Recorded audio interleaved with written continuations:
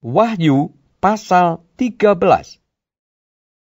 Lalu aku melihat seekor binatang keluar dari dalam laut, bertanduk 10 dan berkepala 7. Di atas tanduk-tanduknya terdapat 10 mahkota, dan pada kepalanya tertulis nama-nama hujat. Binatang yang kulihat itu serupa dengan macan tutul, dan kakinya seperti kaki beruang, dan mulutnya seperti mulut singa. Dan naga itu memberikan kepadanya kekuatannya, dan tahtanya, dan kekuasaannya yang besar. Maka tampaklah kepadaku satu dari kepala-kepalanya seperti kena luka, yang membahayakan hidupnya, tetapi luka yang membahayakan hidupnya itu sembuh. Seluruh dunia heran, lalu mengikut binatang itu, dan mereka menyembah naga itu, karena ia memberikan kekuasaan kepada binatang itu. Dan mereka menyembah binatang itu sambil berkata, "Siapakah yang sama seperti binatang ini? Dan siapakah yang dapat berperang melawan dia?" Dan kepada binatang itu diberikan mulut yang penuh kesombongan dan hujat.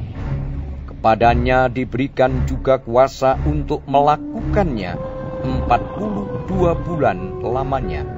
Lalu ia membuka mulutnya untuk menghujat Allah, menghujat namanya dan kemah kediamannya, dan semua mereka yang diam di sorga. Dan ia diperkenankan untuk berperang melawan orang-orang kudus, dan untuk mengalahkan mereka.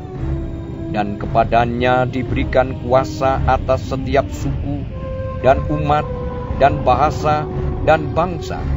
Dan semua orang yang diam di atas bumi akan menyembahnya, yaitu setiap orang yang namanya tidak tertulis sejak dunia dijadikan di dalam kitab kehidupan dari Anak Domba yang telah disembelih. Barang siapa bertelinga, hendaklah ia mendengar.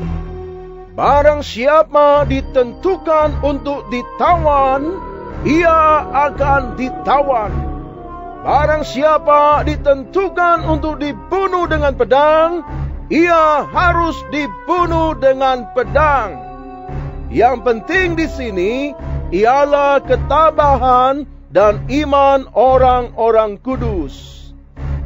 Dan aku melihat seekor binatang lain keluar dari dalam bumi, dan bertanduk 2 sama seperti anak domba, dan ia berbicara seperti seekor naga.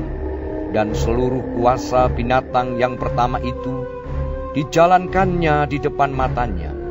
Ia menyebabkan seluruh bumi dan semua penghuninya menyembah binatang pertama, yang luka parahnya telah sembuh.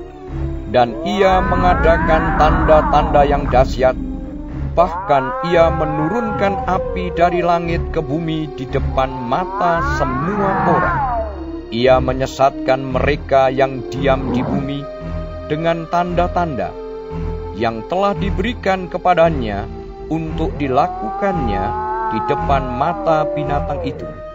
Dan ia menyuruh mereka yang diam di bumi supaya mereka mendirikan patung untuk menghormati binatang yang luka oleh pedang, namun yang tetap hidup itu.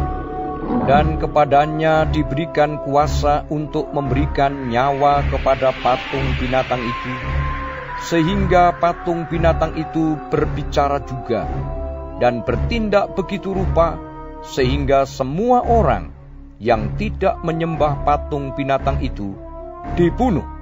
Dan ia menyebabkan sehingga kepada semua orang, kecil atau besar, kaya atau miskin, merdeka atau hamba, diberi tanda pada tangan kanannya atau pada dahinya, dan tidak seorang pun yang dapat membeli atau menjual selain daripada mereka yang memakai tanda itu, yaitu nama binatang itu atau bilangan namanya. Yang penting di sini ialah hikmat. Barang siapa yang bijaksana, baiklah ia menghitung bilangan binatang itu, karena bilangan itu adalah bilangan seorang manusia. Dan bilangannya ialah 666.